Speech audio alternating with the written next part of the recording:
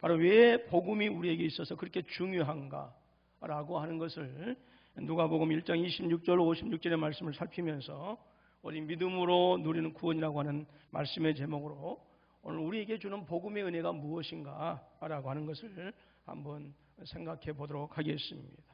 오늘 26절로 56절 말씀을 읽었는데요. 특별히 크게 두 부분으로 나눌 수가 있습니다. 26절에서부터 38절 말씀까지는 천사 가브리엘을 통해서 마리아에게 전해진 그 예수님의 탄생에 대한 소식이고요. 그리고 이제 39절에서부터 56절 말씀은 그 소식을 듣고 마리아가 엘리사벳 친척 엘리사벳을 방문해서 엘리사벳과의 만남과 그리고 또 이제 그 만남을 통해서 하나님의 뜻을 다시 한번 깨닫고 이제 마리아가 하나님을 찬양하는 이제 그런 구조로 되어 있습니다. 우선 26절로 38절 말씀을 우리가 이미 읽었던 것처럼 이 말씀은 천사 가브리엘이 마리아에게 나타나서 예수님의 탄생에 대해서 예언하고 있습니다. 자, 26절 말씀 보게 되어지면 이제 엘리사벳이 임신한 지 6개월이 지났습니다. 그때 가브리엘이 다시 하나님의 신분을 받아서 이제 갈릴리 나사렛이라고 하는 동네로 갑니다. 사가랴에게 찾아갔던 그 예루살렘 성전은 당시에 유대 종교의 핵심이었고요. 그리고 예루살렘이라고 하는 도시는 당시 많은 사람들이 이제 왕래하는 그런 국제적인 그런 도시로 알려져 있습니다. 그렇지만 마리아가 살던 동네는 갈릴리 지역의 나사렛이라고 하는 아주 시골 동네였고요. 학자들은 그때 당시 나사렛의 인구는 한 400년 정도 되었다라고 이렇게 얘기하니까 예루살렘에 비하면 정말로 작은 동네이지요. 27절 말씀 보니까 다윗의 자손 요셉이라는 사람과 약혼한 처녀에게 이르니 그 처녀의 이름은 마리아라라고 이렇게 얘기했어요. 누가복음 27절 말씀에서 처녀라고 하는 말을 두 차례 언급하고 있어요. 이것은 누가가 이 처녀라고 하는 이 두 단어를 두 번 계속해서 사용하고 있는 누가의 의도가 있어요. 그것은 마리아가 결혼하지 않는 처녀이다라고 하는 것을 우리에게 가르쳐주고 강조하기 위해서 이 처녀라고 하는 단어를 두 번 연속해서 사용하고 있습니다. 그리고 28절에서 그렇게 인사하지요.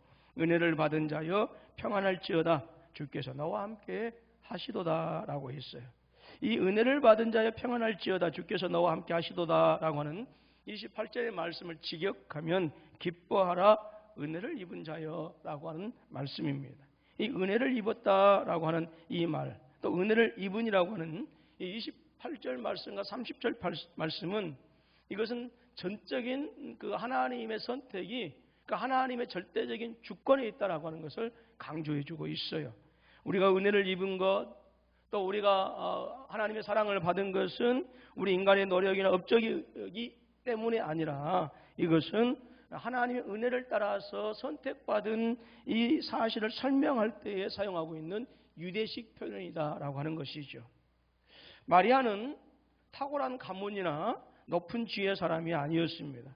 그럼에도 불구하고 하나님께서 모든 인류를 구원하시기 위한 그 하나님의 놀라운 구원의 역사에 있어서 가장 아름답고 가장 크게 사용되어질 그러한 사람이었기 때문에 가브리엘은 마리아를 향해서 은혜를 입은 자여라고 이렇게 하는 것이고 기뻐하라라고 이렇게 말씀하는 것이죠. 그러니까 마리아 입장에서도 하나님의 놀라운 구원의 은혜에 동역자가 되어졌다라고 하는 사실에 대해서 기뻐하고 또 은혜를 입었다라고 하는 것은 너무나 당연한 것이다라고 하는 것입니다. 또 여기서 주께서 함께 하신다라고 이렇게 표현하고 있는데요. 이 주께서 함께 하신다라고 하는 이 표현은 하나님께서 당신의 일을 이루시기 위해서 또 사람을 통해서 일하시는데 그 일을 이루시기 위해서 선택한 사람들이 있습니다. 그래서 하나님께서 구원의 역사를 위해서 선택한 사람들을 바로 보호하시고 도와주시고 책임져 주신다라고 하는 이 하나님의 보호하심과 도우심을 약속하기 위해서 사용된 표현이 바로 주님께서 함께 하신다라고 하는 그런 표현입니다. 창세기 26장 24절 또 28장 15절 말씀에도 보게 되어지면 아브라함에게도 이 말씀을 사용하셨고요. 아들 이삭에게도 이 말씀을 사용하셨고 또 모세를 부르셔서 모세를 애굽 땅 바로에게로 다시 보냈을 때도 출애굽기 13절 말씀 보면 하나님이 이르시되 내가 반드시 너와 함께 있으리라 내가 그 백성을 애굽에서 인도한 후에라고 이렇게 말씀하셔서 사지를 향해서 가는 하나님의 사람을 향해서 내가 너를 지켜주겠다, 보호해주겠다, 책임져주겠다 확신하게 해서 내가 너와 함께 하신다라고 하는 표현을 쓴 것입니다. 또 기드온에게도 사사기 6장 12절 말씀은 똑같은 내가 너와 함께 하겠다라고 이렇게 약속을 하시죠. 이분들뿐만 아니라 나중에 예레미야라고 하는 선지자가 정말로 힘들고 어려운 시절에 사역을 감당하시죠. 옥에 갇히기도 했고요. 수없이 많은 매를 맞기도 했고요. 그 정말 힘들고 어려운 상황 속에서도 두려워하지 말라. 내가 너와 함께 하겠다라고 말씀하시면서 예레미야로 하여금 아무리 핍박이 있고 아무리 환난이 있을지라도 절대로 두려워하지 말라라고 이렇게 하셔서 내가 너와 함께 하겠다라고 이렇게 말씀하셔서 사명을 온전히 감당하도록 하실 때 쓰는 표현이 주님께서 함께 하신다라고 하는 그런 표현입니다. 마리아는 너무나 놀랐습니다.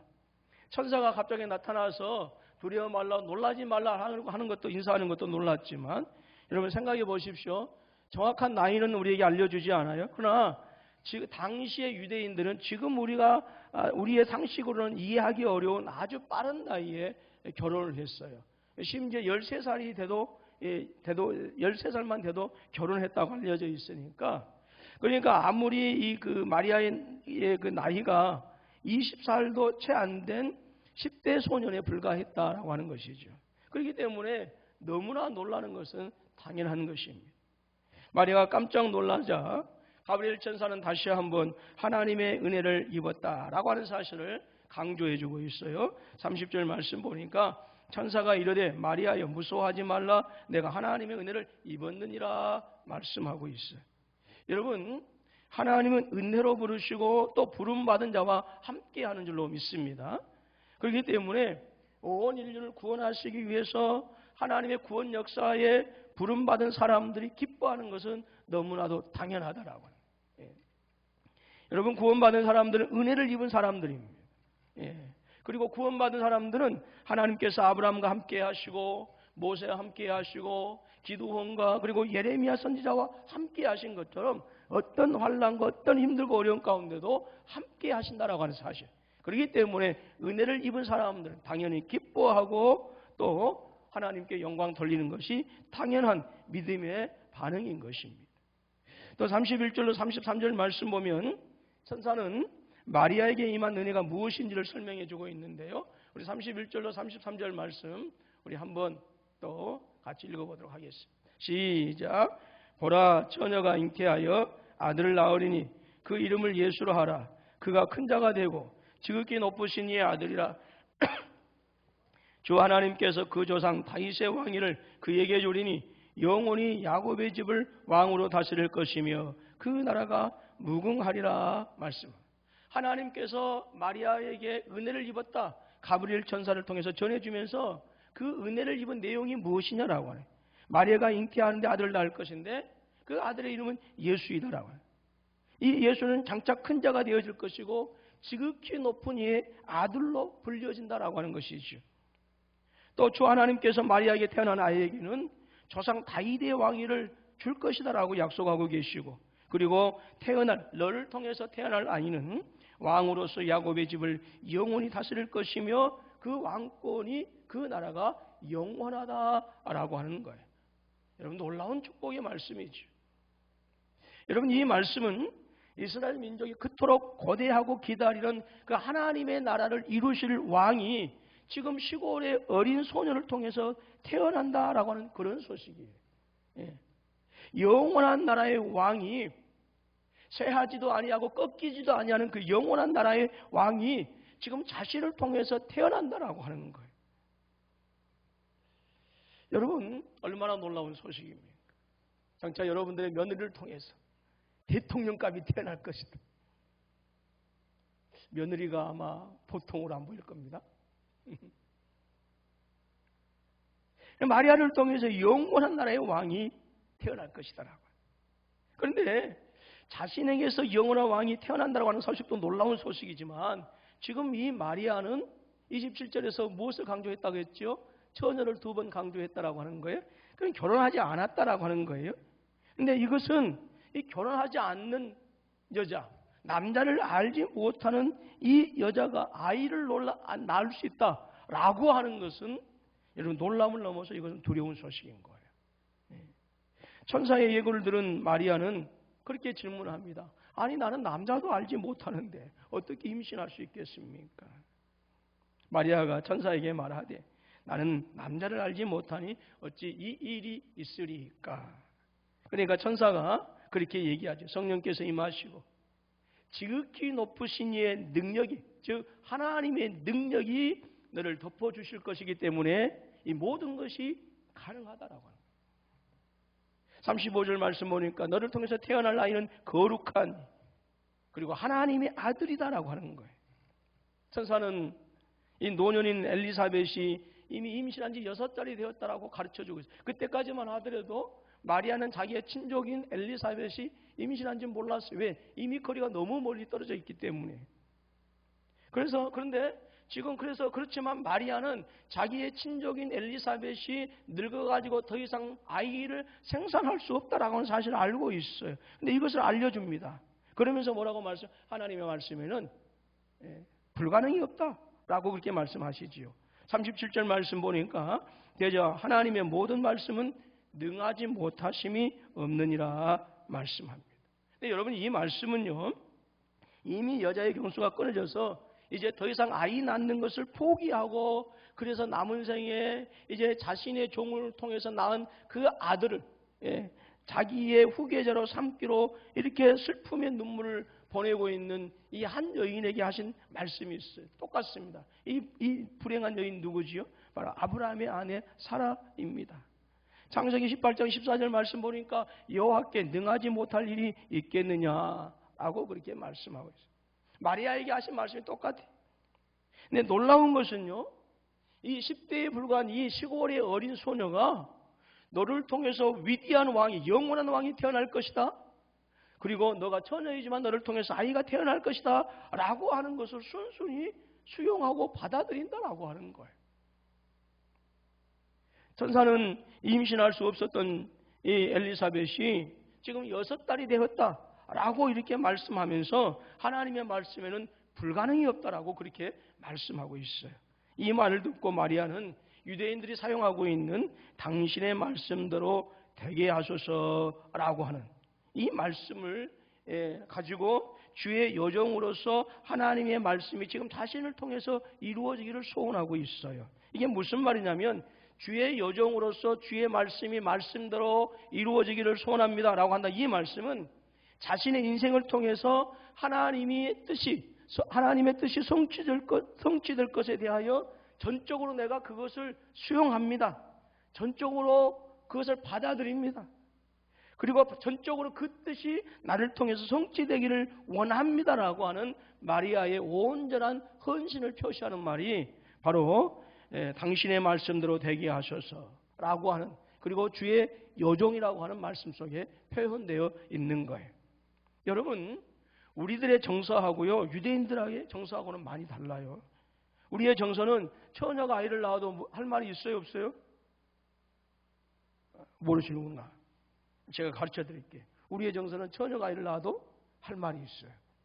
근데 당시 유대 사회에서는 처녀의 몸으로 아이를 낳는다. 이것은요, 그 사람이 겪어야 할 고통은요, 이루 말할 수가 없는 거예요. 유대인들의 정서에 있어서는 처녀가 아이를 낳으면 반드시 죽어야 하는 그런 상황입니다.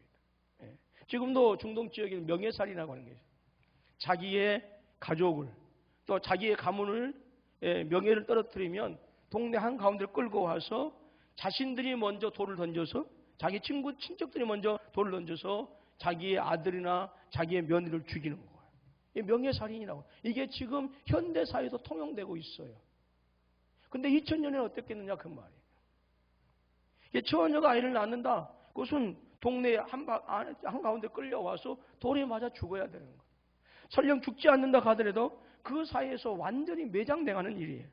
그래서 이것은 여인에게 있어서는 끔찍한 저주와 다름이 없습니다. 도저히 받아들일 수 없는 거예요. 용납할 수 없는 거예요. 엘리사벳이 자녀를 낳지 못함으로 인해서 얼마나 많은 수치를 당했을까요? 제사장이었지요. 여인이었기 때문에 아이를 낳지 못한다라고 하는 그런 비아냥, 조롱, 수치, 손가락질을 당했어요. 그런데 엘리사벳은 이 세례 요한 아들이 태어남으로 말미암아서 지금껏 겪었던 모든 사회적인 수치가 떠나갔어요. 그런데 마리아는 그 반대, 아이를 낳음으로 말미암아서 지금부터 죽을 때까지 사회적 수치와 모멸과 멸시가 죽을 때까지 따라다녀야 되는 거예요. 그럼에도 불구하고 마리아는 자신의 순종을 통해서 비천한 자들을 돌아보시고 높이시는 그 하나님의 거룩한 성품과 계획이 드러나는 자신을 통해서 성취되어질 것이다. 자신을 통해서 드러날 것이다 라고 하는 것에 대해서 감사하고 있는 거예요. 바로 마리아는 하나님께 속한 종이고 그리고 특별한 관심을 받아야 할 자격이 없음에도 불구하고 은혜를 입었다라고 생각했기 때문에 주의 말씀대로 이루어 주옵소서 라고 고백하게 되어진 것이죠. 그리고 52절 말씀 보면 마리아 자신의 신분이 비천한 신분인 것을 고백하고 있어요. 52절 말씀 보니까 권세 있는 자를 그 위에서 내리치셨으며 비천한 자를 높이셨고 했어요. 마리아는 하나님을 찬양하고 있는데 자신처럼 낮은 자들을 구원하신 하나님을 찬양하고 있어요. 하나님은 이처럼 은혜를 입은 마리아를 통해서 지금 구원의 역사를 진행시켜 가고 있는 거예요. 여러분, 주의 종이라고 하는, 즉 신실한 하나님의 사람들은 하나님의 뜻에 복종하는 동시에 또한 하나님의 목적을 위해서 함께 일하는 사람들, 하나님의 동역자들인 거예요. 여러분, 우리 이거 잊으면 안 되겠어요. 하나님은 당신의 은혜를 알고 순종하는 사람들을 온 인류를 위한 하나님의 구원의 역사에 함께 동역자로 세우신다라고 하는 사실이에요. 여러분, 하나님의 역사는 반드시 인간의 삶을 통해서 성취되어지는 거예요. 그렇기 때문에 저와 여러분들이, 죄인에 불과한 저와 여러분들이 하나님의 자녀가 되어지고 하나님의 일에 함께 동행하고 있고, 그리고 그분의 몸된 제단에 우리가 일꾼 되어져서 일하고 있다라고 하는 사실은요, 전적으로 마리아처럼 그것을 수용하고 기뻐하고 받아들여야 되는 거예요. 여러분, 하나님의 역사는 인간의 삶을 통해서 성취되고요, 그리고 불가능할 것 같은 그러한 사건이 할지라도 순종하는 사람들을 통해서 하나님의 구원의 역사를 이루어 가시는 줄로 믿습니다. 여러분, 남자를 알지 못하는 이 여자 마리아를 통해서 예수가 나신 사실은 우리에게 무엇을 말씀해 주고 있을까요? 바로 우리의 구원이 오직 하나님의 권능과 은혜로만 가능하다라고 하는 사실을 증거하는 거예요. 요한을 낳게 하실 때는 불임의 태를 열어서 잉태하게 하셨어요.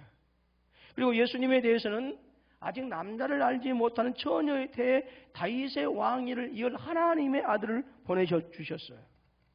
여러분, 하나님의 나라는 우리 인간의 능력과 우리 인간의 지혜와 우리 인간의 노력으로 얻어지는 것이 아니, 하나님의 나라, 하나님의 구원, 이 복음은 오직 하나님의 권능으로만 임하는 것이고, 그 하나님 나라의 백성의 구원은 하나님의 은혜로만 이루어진다라고 하는 사실이에요.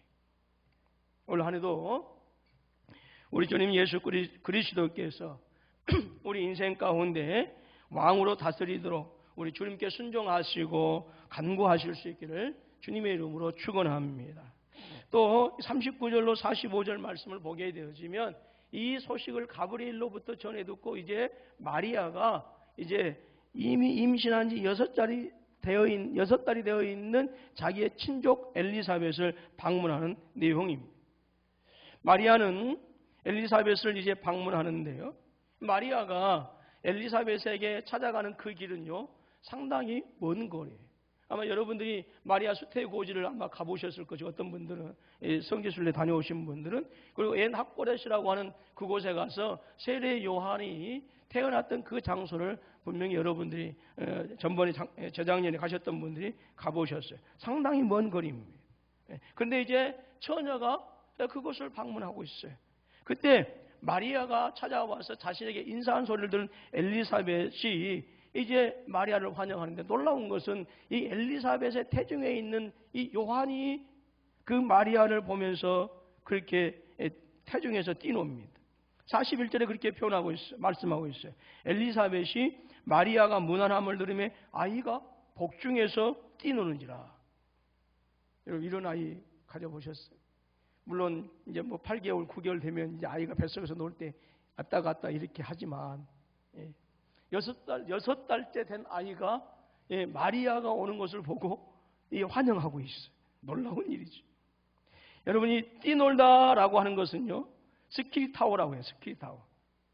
스키타워라고 하는데, 이 스키타워라고 하는 이 단어는요, 신약 성경에서 오늘 본문 말씀의 41절과 그리고 44절과 그리고 조금 더 넘어가서 6장 23절에서만 등장하는, 그러니까 신약 성경에서 3번 등장하고 있어요. 스키타워라고 하는 이 말씀이. 근데 이 뛰놀다라고 하는 표현, 이것은요, 기쁨의 반응을 극대화시키는 반응이에요. 최고로 자기가 할 수 있는 최고 최선의 기쁨을 표현하는 것이 바로 뛰놀다라고 하는, 우리나라 표현으로는 잘 안 됩니다만 이 스키르타워라고 하는 이 헬라어의 단어에 속해 있어요. 이 동작은 예수님 탄생으로 말미암아서 이제 새로운 시대가 시작될 것이다. 어떤 시대? 하나님의 나라가 시작될 것이다라고 하는 기쁨에 대한 표현이고요. 앞으로 예수 그리스도를 통해서 복음의 온 세상에 전파되어지고 그 복음을 받아들인 사람들이 하나님의 자녀가 되어지고 구원받는 그 기쁨을 예고하는 단어가 이 뛰놀다, 스키르타워라고 하는 이 단어예요. 엘리사벳의 뱃속에 있는 이 태아의 반응이 그렇게 놀랍게 반응하고 있고요. 그리고 엘리사벳 역시도 마리아를 맞이하면서 2번의 이제 복을 선포합니다. 첫 번째 엘리사벳이 그렇게 얘기하지요. 성령의 충만함을 받아서 그렇게 얘기합니다. 아이를 낳을 마리아와 태어날 아이가 복되다. 지금 내 태중에 있는 아이와 지금 그 아이를 베고 있는 너가 복되다. 41절 하반절부터 42절 말씀 보니까 엘리사벳이 성령의 충만함을 받아 큰 소리로 불러 이르되 여자 중에 내가 복이 있으며 내 태중의 아이도 복이 있도다. 마리아는 엘리사벳에게 있어서는 내 주의 어머니가 되어지는 거예요. 친척이기 때문에 한참 더 나이가 어리기 때문에 자기의 아랫사람이 아니라 설령 자기의 아랫사람이라 할지라도 이미 수십 년 나이가 차이가 난다 할지라도 더 이상 마리아는 자기의 어린 사람이 아니 자기의 주인 되는 하나님의 아들을 잉태하고 있는 내 주의 어머니가 되어지는, 그래서 바로 엘리사벳이 경배할 분의 어머니가 되어지는 것이죠. 누가? 마리아가. 그래서 43절에 그렇게 얘기하고 있어요. 내 주의 어머니가 내게 나오니 이 어찌 된 일인가? 내 주의 어머니가 내게 나오니 어찌 놀랍지 않겠는가? 그 말. 두 번째로 마리아가 엘리사벳이 복을 선포하지요. 주께서 말씀하신 것이 반드시 성취될 것이기 때문에 주의 말씀을 믿은 여자는 복되다라고 그렇게 얘기합니다. 45절 말씀 보니까 주께서 하신 말씀이 반드시 이루어지리라고 믿은 그 여자에게 복이 있도다. 여러분, 하나님의 말씀은 반드시 성취되어지는 줄로 믿습니다. 엘리사벳을 비롯한 마리아의 이야기를 통해서 하나님께서 또 우리에게 들려주는 메시지가 있어요. 그것은 구원은 일반적인 상식을 넘어서 오직 믿음으로 얻는다라고 하는 거예요. 세상을 구원할 하나님의 아들을 잉태하는 일은 분명히 은혜입니다. 그러나 정원 상대가 있는 처녀에게는 이것 사실을 받아들이고 믿는다라고 하는 것은 너무나 가혹한 현실이에요. 하지만 결국 마리아는 그 일을 이루실 성령의 능력을 믿었습니다. 또 말씀대로 이루실 하나님의 말씀의 능력도 믿었습니다. 그리고 자신을 통해서 하나님의 아들이 탄생한다라고 하는 사실도 그대로 받아들였어요. 여러분, 이렇게 믿음은 인생의 모든 질문을 통과하는, 살면서 수없이 하나님 어찌 된 것입니까? 수없이 많은 질문이 있지요. 그리고 하나님 왜 그러십니까? 우리 인생에 대한 수없이 많은 의심, 하나님에 대한 의심, 이 모든 것을 극복하게 하고 결국은 우리 인간의 상식을 넘어서게 하는 것이 바로 무엇이냐? 믿음이다라고 하는 거예요. 여러분, 우리가 살아가면서 때로는 감당할 수 없는 그런 아픔과 고난의 힘겨움이 천근만근 무게로 우리의 삶을 짓누릴 때가 있습니다. 나의 상식과 지식과 경험으로는 도대체 이해할 수 없고 도대체 받아들일 수 없는 너무나 가혹한 현실의 그 처절한 고통 속에서 그 이해할 수 없는 고통, 이해할 수 없는 이 슬픔을 받아들일 수 있는 것은 여러분, 하나님과 내가 복음을 통해서 직접 대면할 때에만, 맞닥뜨릴 때만 믿음으로 그 가혹한 은혜를 우리가 수용할 수가 있어요.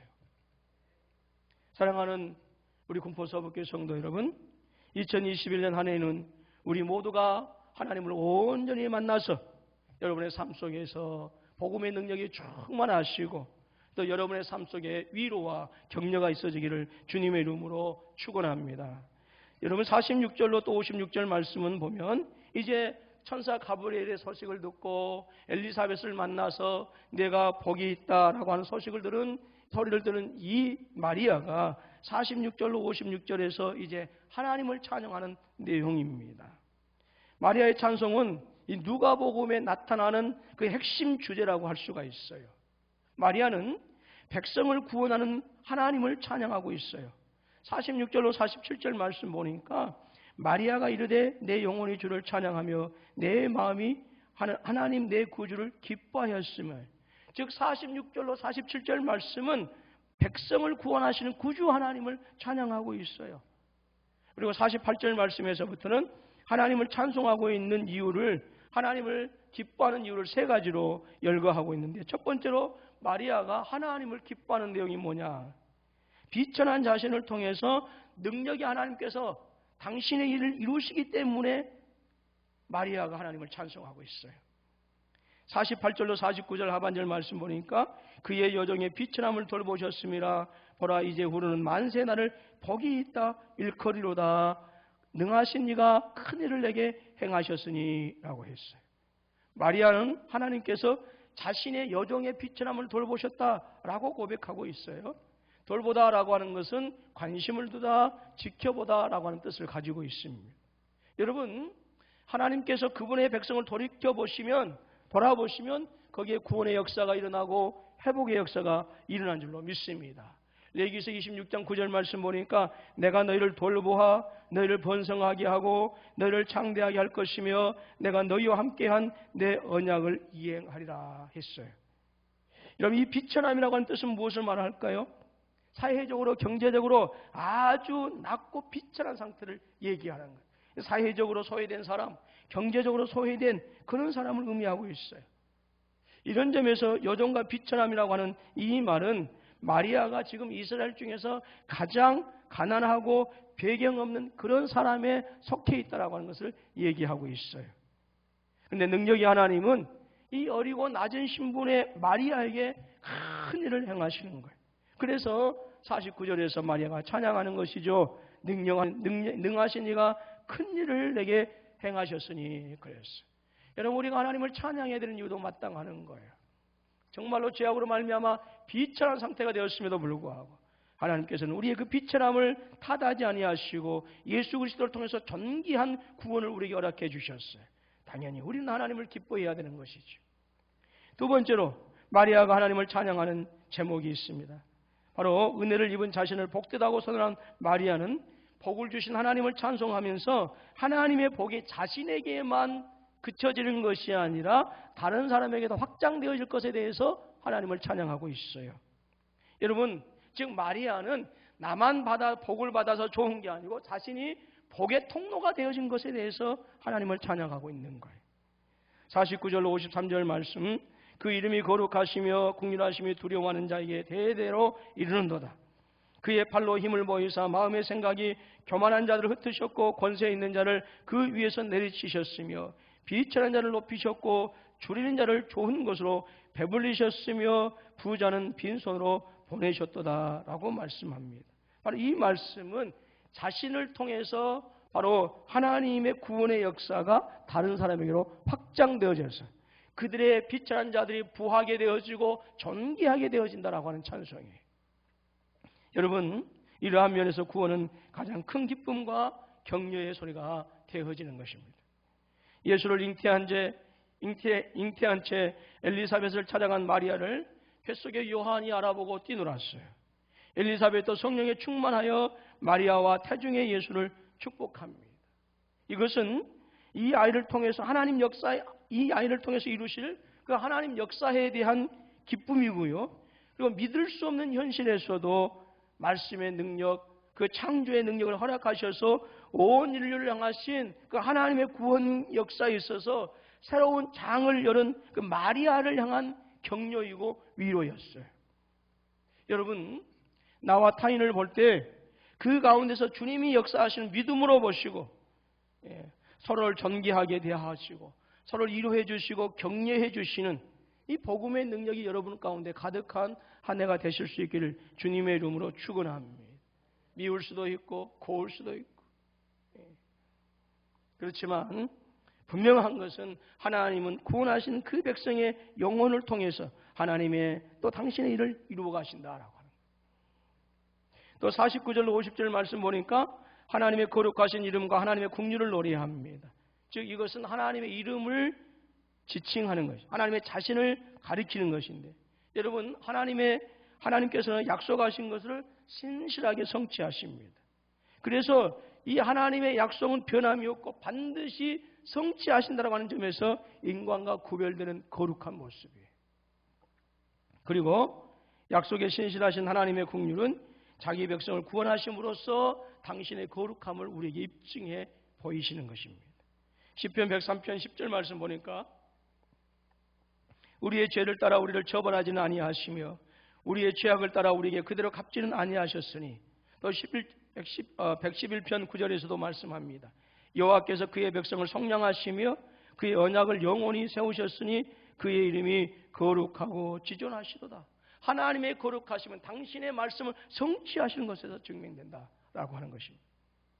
여러분, 하나님의 긍휼하심을 경험하게 될 사람들은, 즉 하나님을 두려워하는, 즉 하나님 앞에서 겸손한 사람들이 하나님을 두려워하게 됩니다. 50절에서 말씀하시오. 긍휼하심이 두려워하는 자에게 대대로 이르는도다. 그러나 교만한 자들은 심판을 피할 수가 없습니다. 51절 말씀 보니까 그의 팔로 힘을 보이사 마음의 생각이 교만한 자를 흩으셨고 라고 했어요. 여러분, 팔로 심판하신다라고 하는 말씀은 이스라엘 백성들 애굽에서 탈출시키실 때 사용하시는 그런 언어입니다. 시편 89편 10절 말씀 보니까 주께서 라합을 죽임당한 자 같이 깨뜨리시고 주의 원수를 주의 능력의 팔로 흩으셨나이다. 또 시편 118편 15절 말씀 보니까 악인들의 장막에는 기쁜 소리, 구원의 소리가 있으며 여호와의 오른손이 권능을 베푸시는도다. 여호와의 팔은 하나님의 백성들을 보호도 하시지만 여호와의 팔은 하나님을 대적하는 교만한 자를 깨뜨리시는 하나님의 능력으로 사용하신다라고 하는 거예요. 여러분, 이렇게 하나님께서 통치하시기 때문에 강한 애굽과 이스라엘의 운명이 역전되어진 거예요. 하나님의 능력으로 권세 있는 자들과 비천한 자들, 가난한 자들과 부자들의 운명이 역전되어진다라고 하는 거예요. 세 번째로 마리아는 이제 자기를 통해서 이루실 하나님을 찬양하고, 그리고 자기가 이스라엘의 구원의, 온 세상의 구원의 통로가 되어진 것에 대해서 찬송하고, 그리고 이제 자신에게 임한 이 은혜를, 자기 자신에게 임한 은혜를 이스라엘에게 적용시키고 있어요. 자, 54절로 56절 말씀 우리 같이 한번 읽습니다. 시작. 그 종 이스라엘을 도우사 긍휼히 여기시고 기억하시되 우리 조상에게 말씀하신 것과 같이 아브라함과 그 자손에게 영원히 하시리로다 하니라. 마리아가 석 달쯤 있다가 집으로 돌아가니라 했습니다. 자, 하나님은 종 이스라엘을 돕고 긍휼을 베풀고 기억하시. 54절 말씀하니까 그 종 이스라엘을 도우사 긍휼히 여기시고 기억하시되 그랬어요. 여러분, 하나님께서 왜 이스라엘 백성들을 기억하시고 왜 이스라엘 백성들을 긍휼히 여기셨습니까? 이스라엘 백성들이 애굽에서 신음하고 있을 때에 하나님께서 기억하셨던 것은 바로 모세와 이삭과 야곱과 맺었던 언약이었어요. 그 언약을 성취하기 위해서 하나님께서 이스라엘 백성들을 돌아보시고 모세를 그들에게 보내셔서 그 언약을 성취하기 위해서 이스라엘 백성들을 바로의 손아귀에서 출애굽시킨 거예요. 오늘 저와 여러분도 역시 동일한 은혜입니다. 하나님은 아브라함에게 주신 약속의 근거에서 이스라엘 백성들에게 긍휼을 베풀어 주시는 것입니다. 그래서 여러분, 이 46절에서부터 나타나고 있는 이 마리아의 찬송에 나타난 그 핵심 메시지가 뭐냐? 반전이에요, 반전. 역전이다라고 하는 거예요. 여러분, 근데 여러분, 하나님의 반전, 하나님의 역전은 하나님의 능력, 거룩, 긍휼 때문에 일어나요. 우리가 의롭고, 우리가 잘나고, 우리 인간의 어떤 도덕적인 의로운 어떤 그런 것 때문에 우리 인생에 있어서 하나님께서 반전을 일으키시는 것이 아니라 예수 그리스도를 통해서 새 언약을 통해서 우리를 돌보시고 우리를 책임져 주신다라고 하는 이 하나님의 언약에 근거해서 바로 우리를 역전시키시고 반전시키신다라고 하는. 근데 그 역전시키시고 반전시키시는 그 하나님의 역사가 가장 하이라이트로 나타나는 것이 언제냐? 우리 주님 오셨을 때. 그때는 우리 요한계시록에서 수요일을 계속 살펴보고 있는 것처럼 바벨론이 망하게 망하였도다 망하였도다 큰 성 바벨론. 그러면서 하나님의 사람들만 세워지는 거예요. 여러분 이렇게 반전은 하나님의 능력과 거룩과 긍휼하심 때문에 일어나는 것입니다. 실제로 누가복음에 기록된 많은 사건들을 보게 되어지면 극적인 역전 반전을 보여주고 있습니다. 마리아처럼 하나님의 말씀에 겸손히 순종하는 성도들만이 하나님의 반전을 경험하게 되는 줄로 믿습니다. 올해 21년에는 여러분들 인생에 있어서 기가 막힌 반전이 일어나실 수 있기를, 슬픔이 변화해 기쁨이 되어지, 낮은 자가 높게 되어지는 그런 아름다운 역사가 일어나기를 주님의 이름으로 축원합니다. 마리아의 찬송을 통해서 우리에게 들려주는 중요한 메시지가 있습니다. 그것은 성도의 구원은 세상의 그 어느 것하고도 비교할 수 없는 축복 중에 축복이다라고 하는 거예요. 마리아가 복된 여인인 것은 마리아가 잉태한 예수를 통해서 하나님께서 인류 가운데 행하실 놀라운 구원의 역사 때문에 마리아가 복되다라고 하는 거예요. 그리고 예수 그리스도를 통해서 가지고 오게 되어질 이루실 그 하나님의 나라 때문에 그렇다라고 하는 것이죠.